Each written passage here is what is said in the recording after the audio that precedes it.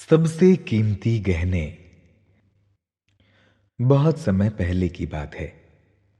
एक नगर में एक व्यापारी रहा करता था। व्यापार के लिए एक नगर से दूसरे नगर के बाजारों में जाना ये उनका रोज का काम था। एक बार एक बाजार में चहलकदमी करते हुए उस व्यापारी को व्यापार के लिए एक अच्छी नस्ल का ऊंट नजर आया। उस व्यापारी और ऊंट बेचने वाले ने वार्ता कर एक कठिन सौदेबाजी की। ऊंट विक्रेता ने अपने ऊंट को बहुत अच्छी कीमत में बेचने के लिए अपने कौशल का प्रयोग करके व्यापारी को सौदे के लिए राजी कर लिया। वहीं दूसरी ओर व्यापारी भी अपने नए ऊंट के अच्छे सौदे से खुश था। व्यापारी अपने पशुधन के बेड़े में एक नए सदस्य को शामिल करने के लिए उस ऊंट के साथ गर्व से अपने घर चला गया। घर पहुंचने पर व्यापारी ने अपने नौकर को ऊंट की काठी निकालने में मदद करने के लिए बुलाया। भारी गद्देदार काठी को नौकर के लिए अपने बलबूते पर ठीक करना बहुत मुश्किल हो रहा था। काठी के नीचे नौकर को एक छोटी मखमली थैली मिली, जिसे खोलने पर पता चला कि वो कीमती गहनों से भरी हुई है। नौकर अति उत्साहित होकर बोला, मालिक, आपने तो केवल एक ऊंट खरीदा, लेकिन देखिए इसके साथ क्या मुफ्त आया है। अपने नौकर के हाथों में रखे गहनों को देखकर व्यापारी चकित रह गया। वे गहने असाधारण गुणवत्ता के थे, जो धूप में जगमगा और टिमटिमा रहे थे। मैंने ऊंट खरीदा है, गहने नहीं। मुझे इन जेवर को ऊंट बेचने वाले को तुरंत लौटा देना चाहिए। नौकर हतप्रभ सा सोच रहा था कि उसका स्वामी सचमुच मूर्ख है। मालिक, इन गहनों के बारे में किसी को पता नहीं चलेगा। फिर भी व्यापारी वापस बाजार में गया और वो मखमली थैली ऊंट बेचने वाले को वापस लौटा दी। ऊंट बेचने वाला बहुत खुश हुआ और बोला, मैं भूल गया था कि मैंने इन गहनों को सुरक्षित रखने के लिए ऊंट की काठी में छिपा दिया था। आप पुरस्कार के रूप में अपने लिए कोई भी रत्न चुन सकते हैं।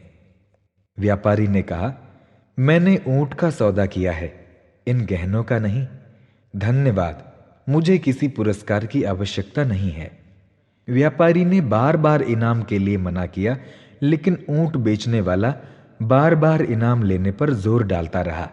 अंत में व्यापारी ने झिझकते और मुस्कुराते हुए कहा, असल में जब मैंने थैली वापस आपके पास लाने का फैसला किया था, तो मैंने पहले ही दो सबसे कीमती गहने लेकर उन्हें अपने पास रख लिया था।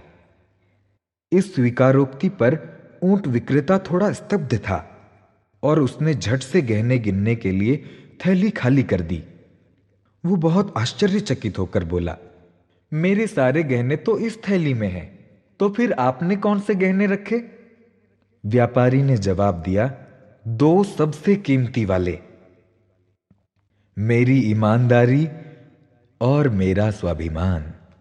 जब व्यक्ति अपने जीवन में कर्म की महत्ता को समझ जाता है और ईमानदारी से परिश्रम करने लगता है, तब स्वाभिमान का बीज अंकुरित होता है।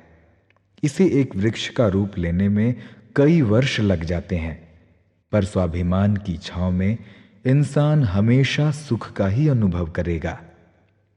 स्वाभिमान या आत्मसम्मान, इसे अंग्रेजी में सेल्फ रेस्पेक्ट कहते हैं। स्वाभिमान को हम ऐसे समझ सकते हैं कि स्वाभिमानी व्यक्ति किसी के आगे विनम्रता का गुण होने के कारण झुकता है, और जो स्वाभिमानी नहीं होगा वो अपने स्वार्थ के कारण, सेल्फिशनेस के कारण झुकेगा।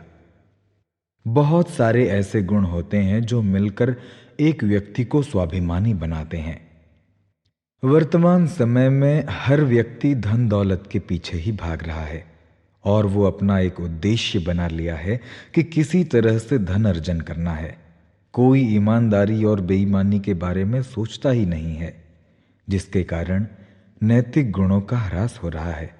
हमारे हृदय में ही लालच, ईर्ष्या, घृणा, द्वेष आदि का जन्म हो रहा है। ऐसे में किसी व्यक्ति के लिए स्वाभिमानी होना बड़ा ही कठिन है। जो लोग स्वाभिमानी होते हैं वो अपने इच्छित वस्तु या लक्ष्य को अपने परिश्रम के द्वारा प्राप्त करते हैं, अपने कर्म के द्वारा प्राप्त करते हैं, और वे जीवन पर्यंत कर्म करते रहते हैं। मित्रों, आत्मसम्मान एक छोटी सी चीज है जो आपको दूसरों से अलग बनाती है। साथियों, जीवन में खुश रहना है तो स्वाभिमानी बने। आज की ये कहानी हमें यही शिक्षा देती है। धन्यवाद।